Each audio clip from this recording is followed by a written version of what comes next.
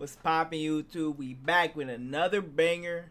Now today, I wanted to react to the history of Five Nights at Freddy's. So this is part 1 of a part 2 series or videos or whatever you want to call it. So today we are going to be reacting to the Five Nights at Freddy's history. This video was made by FNAF.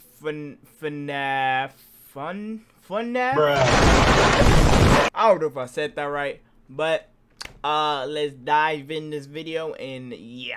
And also I don't know anything about Five Nights at Freddy's really. All I know is just these Chuck E. Cheese killer robots. Yeah, that's really it. Alright, let's watch the video. Hello everybody, my name is Markiplier and welcome to Five Nights at Freddy's. And that's Five Nights at Freddy's. Let me stop it right when the sound stops here. Scariest game of all creation. Hey everybody, today I want to talk to you guys about Five Nights at Freddy's. Oh, What's up YouTube, what's going on? Corey Kinchin here and welcome to Five Nights at Freddy's. No, this isn't gonna be a good time. Kudos to the guy who's made this horror game, seriously. Hello? Hello. If you're hearing this, that means that you beat 50/20 mode. I have to do an interview now. Is this? I was gonna try and keep it going for a while, but DJ Stir. Yeah, He's I an know Star incredible, Content. I would almost call him a speedrunner of Five Nights at Freddy's games. Hello everybody, my name is Markiplier and welcome back Yeah, this is to Scary Five Nights at Breach. Freddy's. I still didn't. I probably shouldn't pause. I still, I still didn't beat the actual game. Music, All right, I'm sorry, y'all. I'm sorry.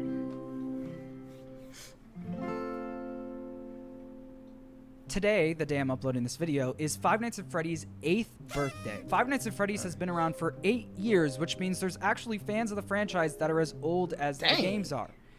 Which is crazy to think about. Even though I was 14 when FNAF began, I've been along this ride since basically the beginning. And I thought it'd be pretty cool to bring a few of my friends on this video to help share their stories about FNAF and how they first found the games and how the games have impacted their lives. So this is kind of a double video. You get the entire history of FNAF, but also a major collab between a bunch of FNAF YouTubers telling their stories about the franchise along the way. So without further ado, let's get into the entire history of Five Nights at Freddy's. And this story doesn't begin where you may think.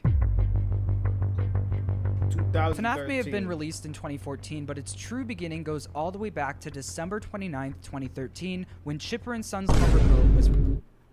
What the heck is? I don't know why. I thought this was Dora the Explorer, bro. I don't know what I'm on. Released by Scott Cawthon. After creating various animations and RPG games such as The Desolate Hope, The Desolate Room, and Eye for Moon for many years beforehand, Scott Cawthon decided his next game was going to be Chipper and Sons Lumber Co. The game centers around a beaver who is just starting to get into the lumber business, and the game came with mixed reviews, with reviewers stating that the characters in the game looked creepy and resembled animatronic dolls. The game itself doesn't have much to do with FNAF, it's these reviews that really sparked the idea that would later be known as Five Nights at Freddy's. Scott wasn't all for making FNAF right away. He actually had to choose between 3 games. He decided he wanted to give game making one last try before he moved on to a different career. He was deciding between, quote, a sequel to Desolate Hope, a remake of my first game, Legacy of Flan, or a new idea about animatronics and security cameras. Receiving negative reviews on something you worked hard on is not fun and can be very demotivating, but Scott eventually decided to embrace the reviews and try his hand at making a horror game based around creepy animatronic dolls and security cameras. This is how FNAF was born. We don't know much about Scott's process while making the first FNAF game, but we do know some things that he hid in the newspapers in Five Nights at Freddy's 3. In the blurred text on the sides, Scott revealed that Freddy, Bonnie, Chica, and Foxy were just placeholder names while he was creating the game, and that he slowly fell in love with the names as he continued production. We also learned that Scott modeled Foxy while in the car on a 14-hour trip to visit his in-laws in the summer of 2014. He said, quote, it's very difficult to model a 3D character on a bumpy car ride. Maybe this is why Foxy looks so torn up. While we were visiting, my kids got to experience Foxy's jump scare for the first time. He also said, quote, in real life, I tend to have waking nightmares, meaning that I walk in my sleep, etc. One night, I dreamt that Bonnie was in the hall outside my door. As I jumped out of bed and rushed to hold the door shut, I discovered that the door was locked, and it filled me with dread. In FNAF 1, when the doors don't work, it means something is already in your office. So when I felt that the door was locked, I felt like Bonnie was in my bedroom and was about to get me.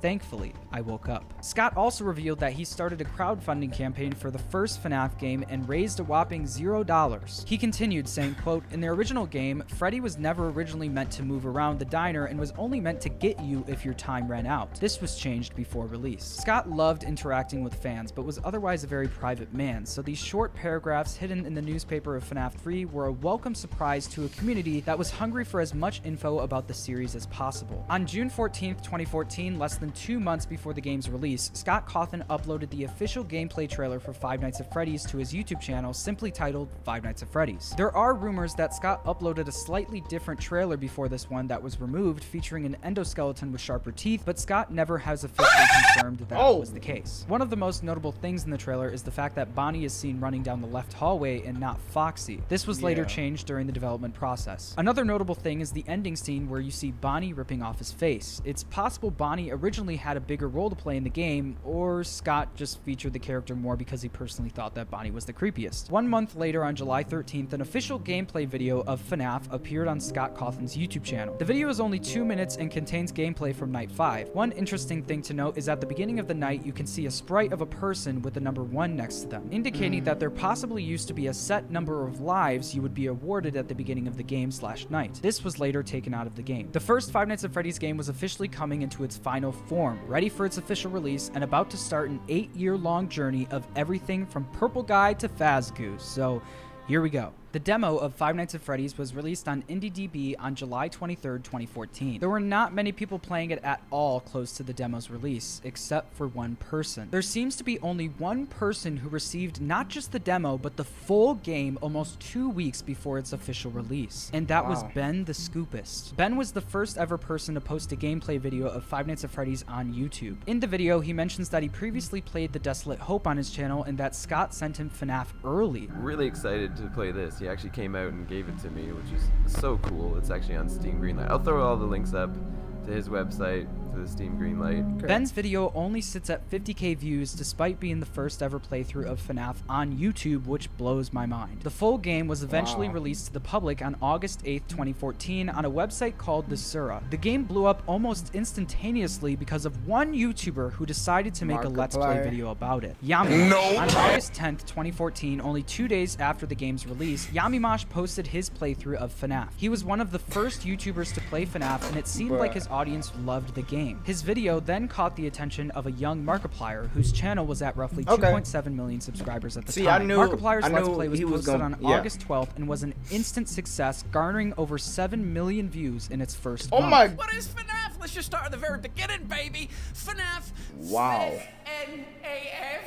I discovered FNAF, like probably most of you out there, via the king Markiplier. Markiplier was playing this brand new game, Five Nights at Freddy's, and it just turned into an internet sensation. It swept across the nation back in 2014, can you believe? I want to talk a bit about how FNAF even got introduced to me in the first place, because it's a fairly weird story how it came about, and it's all thanks to my good friend Baz. I remember it was a New Year's Eve. It was December the 31st, 2014. We were just playing some poker, enjoying ourselves, you know, having some casual games, and he mentioned this thing called Five Nights at Freddy's. It was abbreviated FNAF. I was like, wait, what? Apparently it had like animatronics in, it had this creepy gameplay mechanic, but there was this other layer to the game which Baz emphasized, talking about how there's creepy mysteries within it, and like if you research, you might find weird things. I remember being super interested immediately from that point, and I got hooked on the whole concept of the game. After Mark played FNAF, the game was in an odd situation. FNAF started blowing up before it was even released on Steam. August was also the month that ScottGames.com was updated with the new FNAF teaser for the very first time. Scott posted the official poster for the game, along with a hyperlink that encouraged fans to vote to get FNAF greenlit on Steam and to download the full game on Desura. Due to FNAF's sudden rise to fame, the game got greenlit pretty quickly, being added to Steam 8 days after Markiplier played it. Pretty soon, every Let's Player on the planet was playing FNAF. Jacksepticeye, PewDiePie, CoreyX Kenshin, Dan TDM, Voice Critical, IS Cupquake, and even a young Daco's Games tried playing the new I was probably indie like hit. 5 years old. Wait.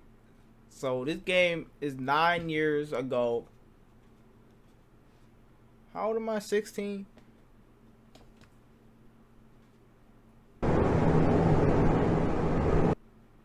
So I was 7 years old. Yes, I counted with my fingers. Other than the fact that FNAF videos got a ton of views, people loved the new take on the indie horror genre. Another thing that started popping up was FNAF songs. A channel called The Living Tombstone released their FNAF song called Five Nights at Freddy's the same month as the game's release, which went on to accumulate over 272 million views. Other artists making FNAF songs started popping up over time, such as DA Game. Hold on, how much money is that? A lot. Man, I don't 2 million views. Other artists making FNAF songs started popping up over time, such as DA Games, CG5, JT Music, CK9C, and Tryhard Ninja. Five Nights at Freddy's! Hello! Hello, John! Hello, FNAF! I'm here on the anniversary of Five Nights at Freddy's. It's been 8 years. I like that mask in the So back. John That's has fire. invited me on his amazing channel to talk about... Wait, hold on. Isn't that bunny from the VR game? Bro, that was so clutch, bro. Oh, hey. I don't know, Favourite bro. memories I paused in the like whole of 8 FNAF. times. It's been a wild ride. FNAF 1 altogether is a memory to me. I can't really think of anything specific with FNAF apart from just the whole game, the atmosphere of the game. When you think back at FNAF 1, just the atmosphere music and the carousel music as well. Foxy singing, dum-dum-dum-dum-dum. One other thing that started popping up was FNAF fan games. The list of FNAF fan games that came out even in just 2014 and 2015 is way too long for me to read right now, but we will talk more about fan games later. One of the main hubs where FNAF fans go to speculate was created on August 14th, 2014, and that was the FNAF Reddit. The Reddit page is where the community would come together to post fan art, theories, and to interact with Scott Cawthon, who once in a while would reply to some of the community's posts. Meanwhile, in the mainstream media world, FNAF was getting pretty good reviews. The Highlander back in 2014 stated that, quote, players looking for thrills should visit Freddy Fazbear's Pizza because Five Nights at Freddy's is the most unique indie horror game on the market right now, and we need more games like it. The game's reviews and reactions definitely weren't all sunshine and rainbows, though. There were a fair amount of YouTubers and game reviewers who disliked the game, but for a small indie game made by one guy, it was doing pretty well. To me, the game's atmosphere really sells it. When you put on headphones and dive into the game, it actually feels like I like booty. Hey, hunted by haunted animatronics. But obviously, one of the top things that made the game Look how he's as popular looking as at it us, was the jump scares. On September 11th, 2014, ScottGames.com was updated with a new FNAF teaser for the second time ever. Five Nights at Freddy's 2, the grand reopening, was officially on the way. The game had a tentative release date of 2015, and people were hyped. With the confirmation of a sequel, FNAF was now not just a one-hit wonder, it was developing into a franchise. 16 days later, on September 27th, 2014, ScottGames.com was updated once again with a new teaser for the second installment. This one reading Something Borrowed, What Something happened to New, them? with our first look at Withered Bonnie and Toy Bonnie. And then isn't that the face for the Joy of Creation? So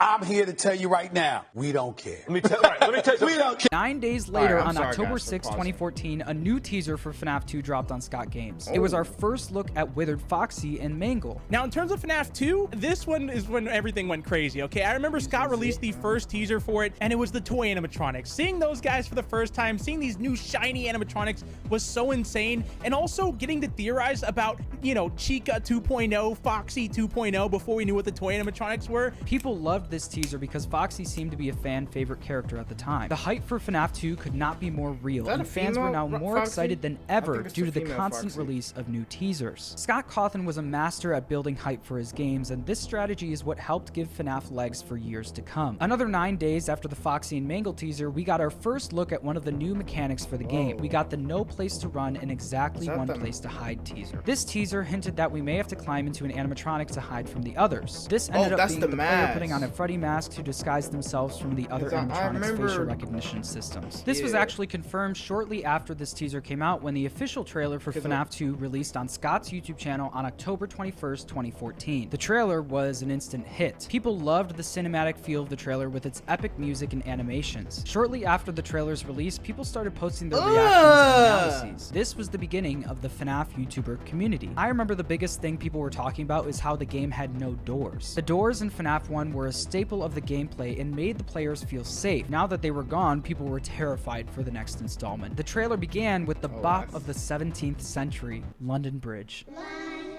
Bridge is falling down. No. Falling down. No. Falling down. London Bridge I'm working at Chuck E. Cheese. Bruh. I'm not. No. Oh my goodness, that sounds like a Call of Duty intro thing.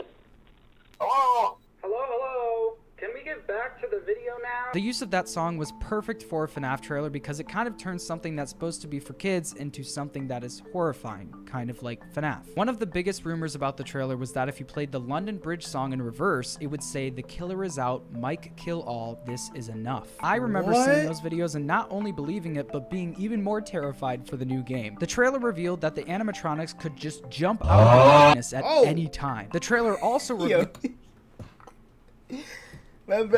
That brother Foxy, hold on, I'm not gonna jump because I'm about to break my whole set. He said that the phone guy was back. This left many people questioning how this could be, knowing that phone guy supposedly died in FNAF 1. Either phone guy survived FNAF 1 or this game was a prequel. The theories from the FNAF community started flooding in, and speaking of theories,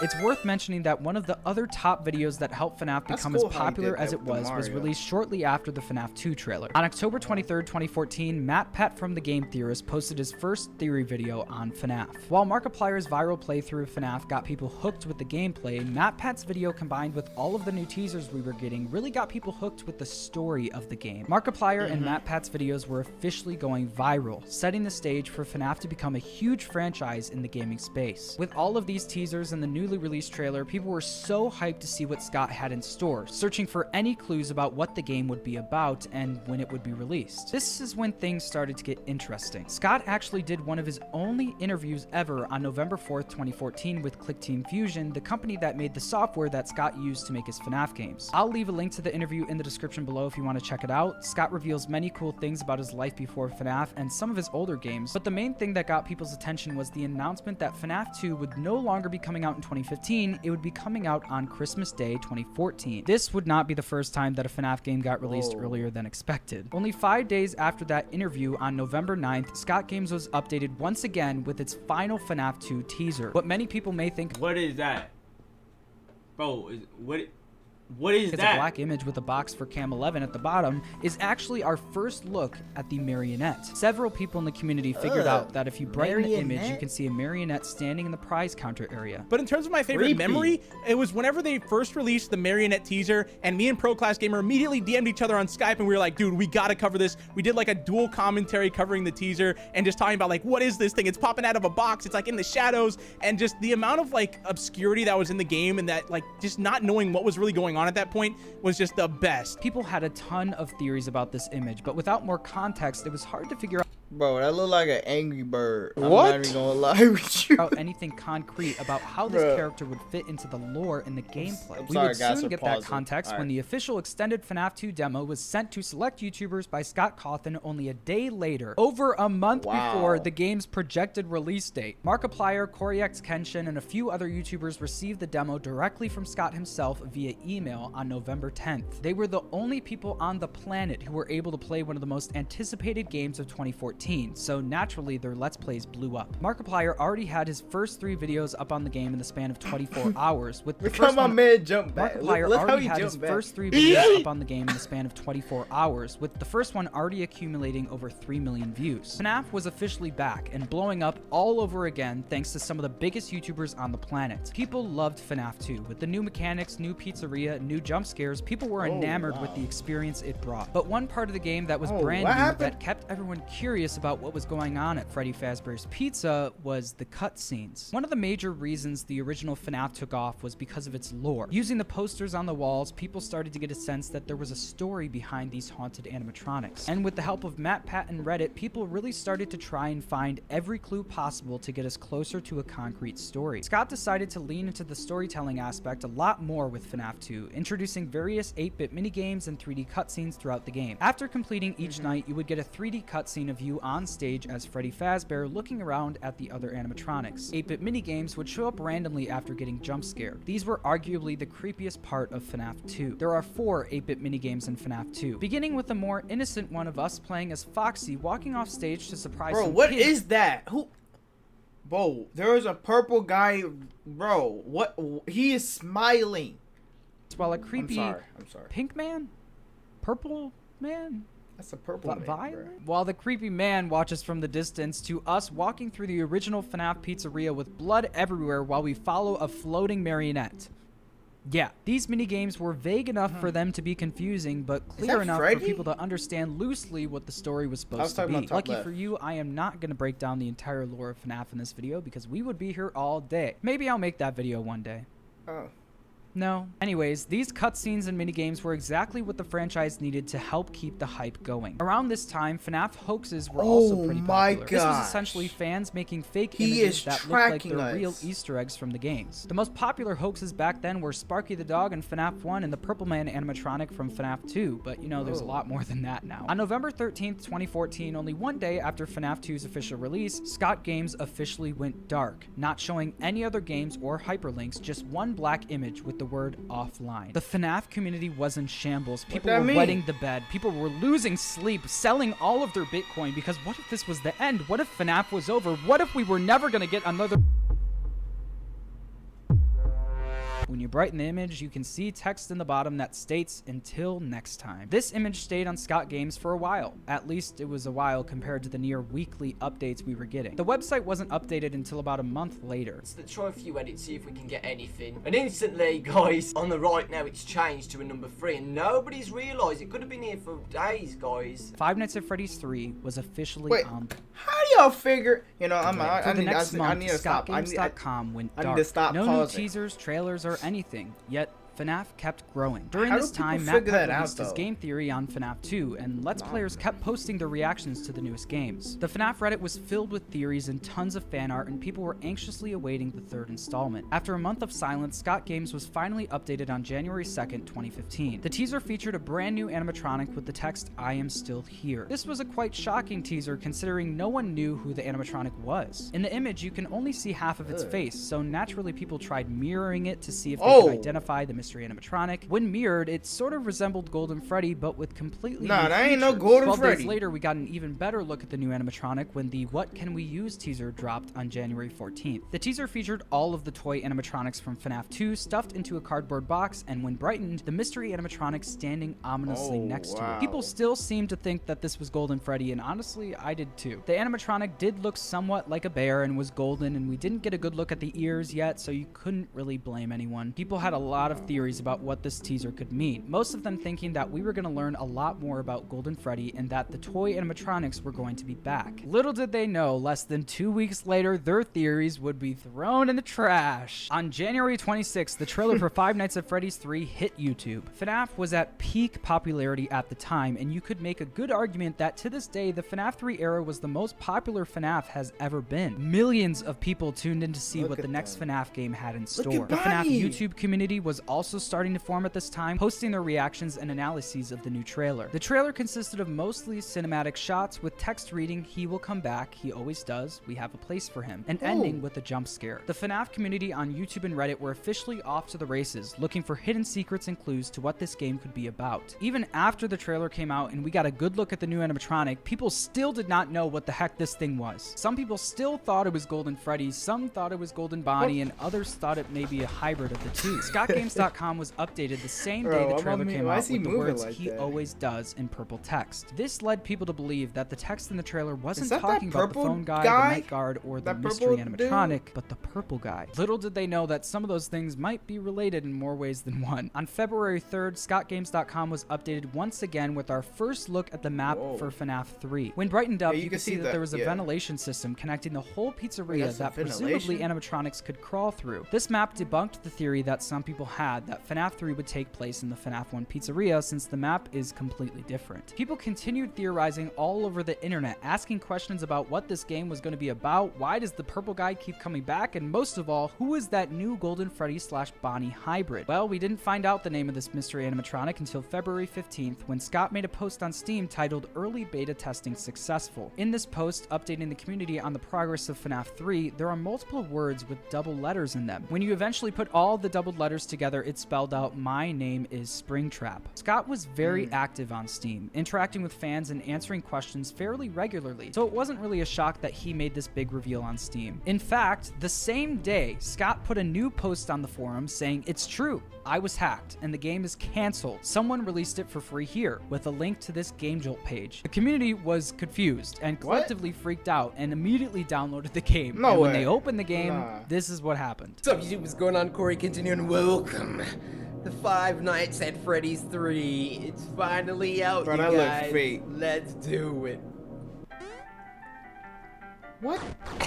This was the first troll of many for Scott Cawthon. The troll game was basically a reskin of one of Scott's older games, There Is No Pause Button. Even though it was obviously a troll by Scott, people actually thought that Scott was hacked, leading him to update his post to reassure everyone that he isn't hacked, FNAF 3 is still coming, and to enjoy the game he made for everyone. 1 month after the He Always Does teaser on ScottGames.com, the website was updated again, this time with one on March 1st and then one on March 2nd. These teasers featured Balloon Boy, Chica, and Foxy with a wooden-like texture on them. People didn't really know what to make of these, theorizing that these were older versions of the animatronics, maybe made out of wood. But the thing that caught people's attention the most was when you brightened up the Balloon Boy image, you could see a giant number 10, which seemed like the beginning of a countdown. People legit freaked out at this, including Dawko. What is going on, guys? Dawko back again, and finally Scott has posted a new teaser on his website and it says "Guess Who?" with Balloon Boy, guys. Balloon Boy. Holy crap, guys, it's freaking Balloon Boy. But is it?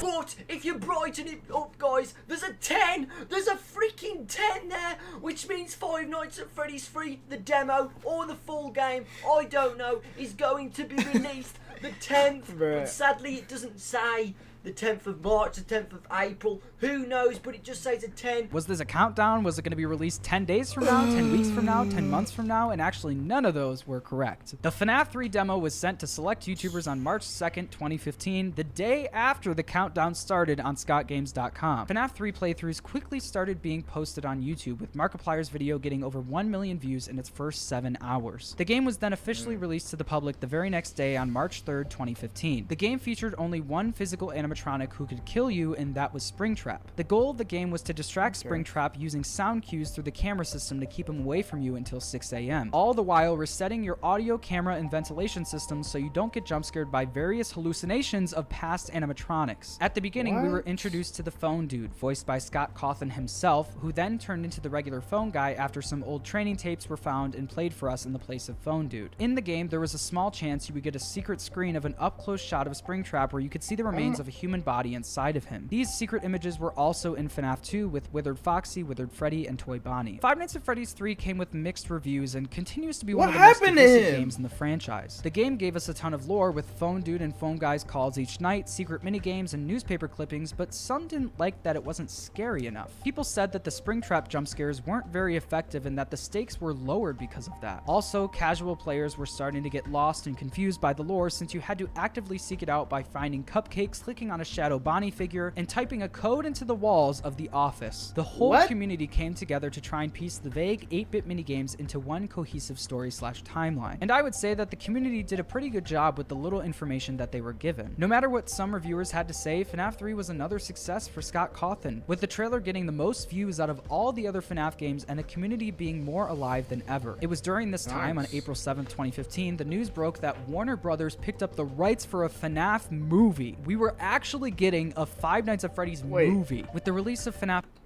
I'm sorry, guys, for pausing. The Five Nights at Freddy's movie about to come out. Wait, did they have a movie before that? I don't know. ScottGames.com was updated one last time, with no secrets, no Easter eggs, just Freddy's hat in the spotlight. A final goodbye to the majorly successful trilogy that changed the...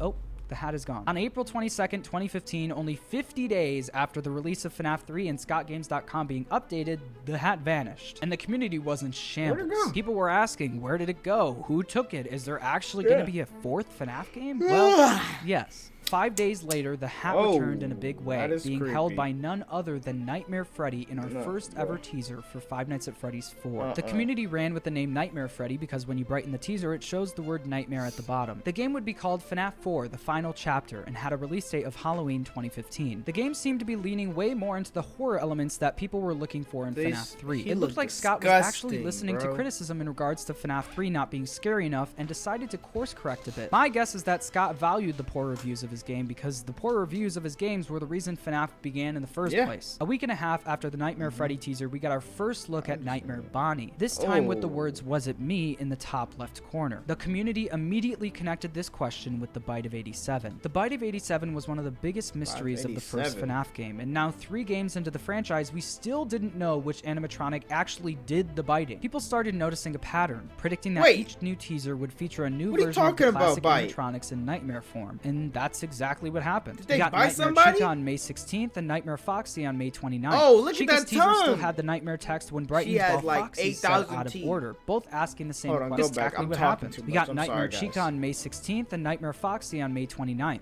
Chica's teaser still had the nightmare text when brightened while Foxy's said out of order, both asking the same question of was it me or me? The thing that was the most out of the ordinary about these teasers was that Foxy had a tongue. This was the first time Foxy was seen with a tongue and the last since it was cut from the final game. The teaser that followed these broke the pattern that was established over the past few weeks and shocked everyone. On June 11th, 2015, this image was uploaded to scottgames.com. It featured a purple hat and bow tie under a spotlight. When brightened, you could see the text property of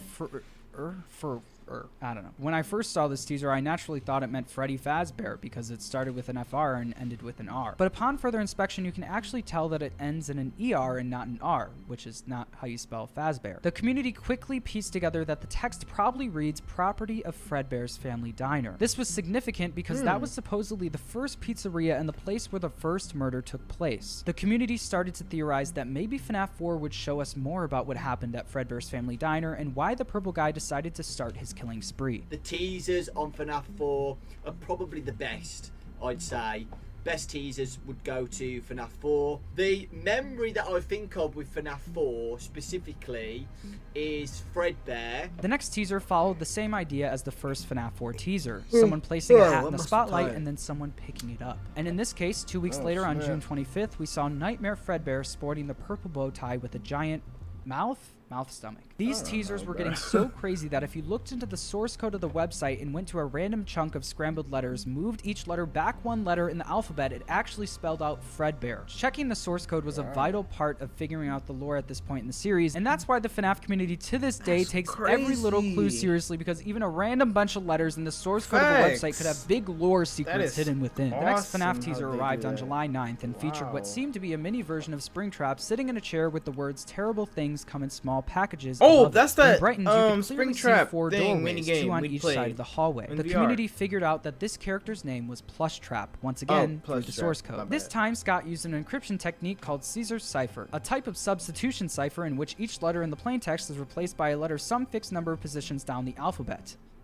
Back then, if you weren't at least a little familiar with cryptography, you were not going to figure out the new FNAF lore, or you were just waiting for someone else to figure it out for you. But with the thousands of people in the FNAF Reddit, it usually took about an hour, sometimes less. On July 13th, 2015, only 4 days after the Plushtrap teaser, the FNAF 4 trailer hit YouTube. At this point, with thousands of people in the FNAF Reddit, it usually took about an hour, sometimes less. On July 13th, 2015, only 4 days after the Plushtrap teaser, the FNAF 4 trailer hit YouTube. At this point, everyone was in full theory mode, looking into every detail and looking for every clue they can to see how this game fits into the lore we already kind of know. The trailer starts off with a shot of a flashlight flickering on and off down a hallway. This was the first time we got it confirmed that this game was going to be set inside of a house. I remember watching this trailer and losing my mind at how good the graphics looked and how cool and different it felt. I think one of the big reasons FNAF is so successful is because Scott changed things up quite a bit, but not enough for it not to feel like a FNAF game. The trailer showed Foxy, Chica, Plushtrap, the Freddles, and lastly a jump scare from Bonnie. That jump scare was different from any of the past games. The model was creepier, the animation was improved, and it just hit different. It's safe to say the community went nuts over this trailer, trying to figure out a few things: how a camera system would fit into the game, how did we get to the part of the house Plushtrap was in, and why were these giant nightmare animatronics roaming through someone's house late at night like they got up to get a glass of warm milk because they couldn't sleep or something. We'd soon find out.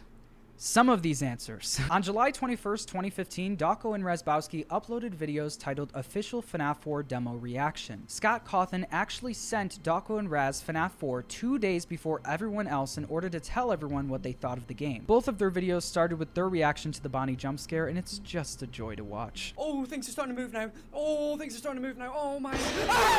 Ooh, that's creepy. No, what the hell? The game is absolutely terrifying, and I still don't like playing it now because it's so scary. Because you have to rely on sound, and usually I get really scared when I think I'm going to be okay. I don't hear breathing, and I put on the flashlight and I'm dead. Is there not a lock on the scary. door? The jump scares are terrifying. Suddenly, one day, Scott emails myself and Dawko, and he's like, boys, you two, you gotta play test FNAF 4 for me. And we absolutely crapped ourselves, because it wasn't supposed to be out till like Halloween that year, 2015. So I rushed home, I played it. Dawko was on a boat somewhere in the middle of the ocean. It was released while I was in the middle of the ocean. On July 23rd, a select group of YouTubers were sent the FNAF 4 demo and given permission to post their gameplay. Then, on the same day, Scott decided to release the full game to the public. Very quickly, people started posting their playthroughs of FNAF 4, trying to get on the FNAF hype train. This was the day we got this amazing gem of a clip from Markiplier. The first night is never usually that bad in any He's of the about to games, so die. I'll play through. The game gave us more story than we've ever had before, showing us the journey of a kid who is being psychologically abused by his family, guided by a sentient Fredbear plushie, traumatized by something he saw at Fredbear's family diner, and counting down to his birthday party, where his evil brother and his friends will pick him up and place him into Fredbear's mouth to eventually get his head bitten off. Was that the bite of 87? Nope. It was the bite of 83, because obviously on night 3, when you go back into the living room of the house and stand right in front of the TV for exactly 5 seconds, a commercial will start playing from Fredbear and Friends with the year of 1983. Like I said, this game was filled with the most lore we've ever gotten in a FNAF game. Did it make the lore of the previous games less confusing? Wow. No. Do I think that FNAF 4 told a great story and perfectly laid out the dream theory that I think was the real canon that Scott intended for the series? Yes, but I won't get into that right now. The game ended with an emotional scene of the crying child on his deathbed, with presumably his brother telling him that he's sorry. I don't know if you can hear me. I can hear. I'm sorry. Why would you do that? You're broken. That was not, what? Said about the bite. I will put you back together. Dang. That's sad, bro. Bro. Oh. This person said to the crying child, "Why? I will put you back together." Those were the final words before you can faintly hear the heart monitor flatline. And where do you hear those words again? That's right, Glamrock Freddy specifically said to... What? Oh, wrong video. And finally with FNAF 4, the box. Okay? The box at the end of FNAF 4 is probably the most iconic, controversial memory. Why would you do that? That's all I'm gonna say. If you know, you know. Upon beating Nightmare Mode, you're met with this box. After a few seconds, some words show up above the box. Some things are best left forgotten for now. The box had 2 locks that you could actually click on, but it did nothing. People tried everything to get the box open with no success. This would become one of the biggest questions in all of FNAF history. What's in the box? FNAF 4 was a really special game that told a solid story from beginning to end, but it also added a lot of questions to the lore that frustrated a lot of fans who wanted more answers. Overall, the game got a positive reception and was added to the ever-growing Five Nights at Freddy's franchise. 3 days after the release of the game, ScottGames.com was updated with the final, "The End, thanks for playing." But if you brighten the image, you could see a small, faint question mark after the end. At the time, it looked like Scott was coming back for round 5. Exactly a week later, on August 2nd, 2015, Scott Games was updated with a final thank you poster featuring all of the animatronics in the series. FNAF, or at least the story of FNAF, seemed to be over. Almost exactly a month after the game's release, Scott Cawthon made a huge post on Steam, officially announcing a Halloween content update for FNAF 4, a secret project he's working on that wasn't FNAF 5, and some clarification about what we will never find out: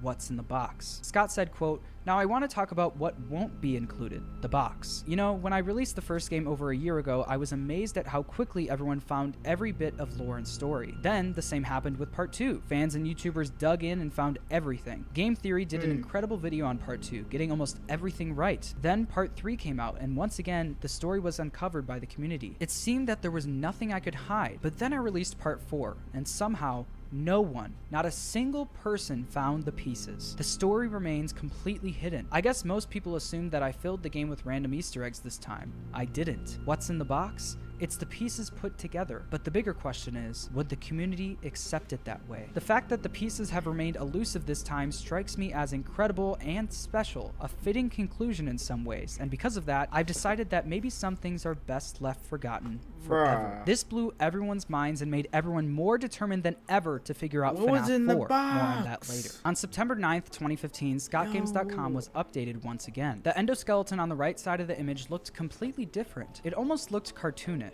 These updates continued almost daily, slowly turning every animatronic in the image into a cute cartoonish version of itself. This was extremely What was that confusing black considering the community one? had no What? idea what Scott had planned. A few days into these updates on September 15th, Scott took to Steam to officially announce FNAF World, an RPG game where you could choose from a bunch of beloved FNAF characters to fight against enemies. He assured people that this was not a horror game, but a fun type of game that he's been wanting to make for a while now. He also made it very clear that there would not be a FNAF 5, saying, "It's very important for me to say again that there will not be a Five Nights at Freddy's 5. The story is complete, and the Halloween update and new game will not add to it."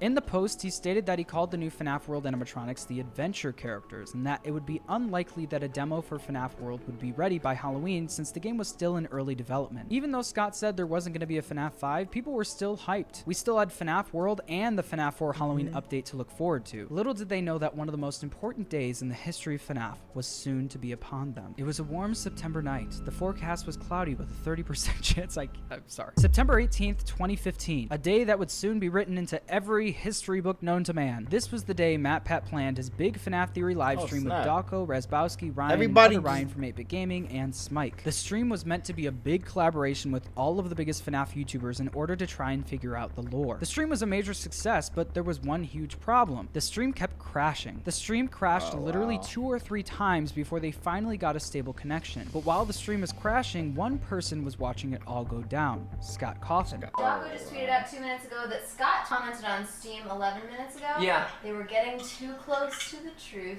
Oh, we were getting too close to the truth, according to Scott. Scott, we're still fighting, man. We're fighting back today. I was gonna say, are they Saw an on Zoom? opportunity But at I this don't point, and think he Zoom was a took it. thing. With the internet issues MatPat was having, they weren't able to have the original panel on screen, and while they were gone, ScottGames.com updated for a brief moment. In the FNAF 4 minigame. Okay. Okay, we're talking about the FNAF. Like Atari graphics toy, like next to the headless Foxy, there's a beakless Chica. Is there a beakless Chica in? Shortly after this, Dawko arrived saying that Scott actually emailed him the exact same message put on Scott Games. A few minutes later, Scott emailed Dawko with another question. Scott's done another question. Oh god. What is He said, that? What he's seeing in shadows is easily misunderstood in the mind of a child. It was after this question that they started putting the pieces together. Maybe FNAF 2 never actually happened. Maybe all of these games were just nightmares of a crying child. The final hint Scott gave them was 4 words. 4 games, 1 story. We kind of assumed it was, but it was good to know that there's not multiple stories going on at the same time in this franchise. That would be. This live stream was a huge moment for the community and honestly for figuring out the lore of these 4 games. Those clues led to MatPat's video he released that December, where I believe he was correct in his theory about some of, if not all of these games being just a dream. But, as Scott said, would the community accept it that way? Scott updated his announcement post for FNAF World on September 21st, 2015, stating that all of the FNAF World characters have been added to ScottGames.com. Not only that, but we got a rough release date coming 2016. Seriously. Obviously poking fun at the fact that Scott hasn't really been the best with release dates. A few days after the FNAF World teasers were finished, Scott created FNAFWorld.com, a dedicated website for FNAF World teasers. Once that website was created, ScottGames.com became dedicated to teasing FNAF 4 Halloween Edition. There were 5 total teasers for the game: Jacko Bonnie, Nightmare Balloon Boy, Nightmare Ione, and Jacko Chica. One interesting thing to point out about the Nightmare Ione teaser is that when you saved the image, it was titled "Don't Wake the Baby." This was Scott referencing Markiplier's FNAF 2 playthrough, where he repeated that phrase while trying to avoid the puppet jump scare. On October 28th, 2015, FNAFWorld.com was updated, and let's just say the community was confused. If you logged onto .com, you would be met with text saying, and I quote, "I hex haxerd scoot site and well released to full version on FNAF World tonight at exactly 6 p.m. CST. Don't try to stop me. "Lulz hacks." Then it was updated again not too long after, and I quote, "I mean it. I'm going to release it tonight at 6 p.m. CST. Bro, Take me cold. seriously. That's like You'll crypt, be like, sorry. I will somebody has to, like, post tab link right here. Lulz hacks." I think most of the community was aware that this was Scott trolling, since this seemed to be a pattern with Scott based on the FNAF 3 troll game, but there was a good amount of people online expressing concern that FNAFworld.com might have actually been hacked. One final message appeared on FNAFworld.com right when Lulz hacks said it would. The message read, "I has released it, Lulz hacks. Download FNAF World," with a hyperlink to download the game. And once you downloaded the game, this is what you saw. What? Yo!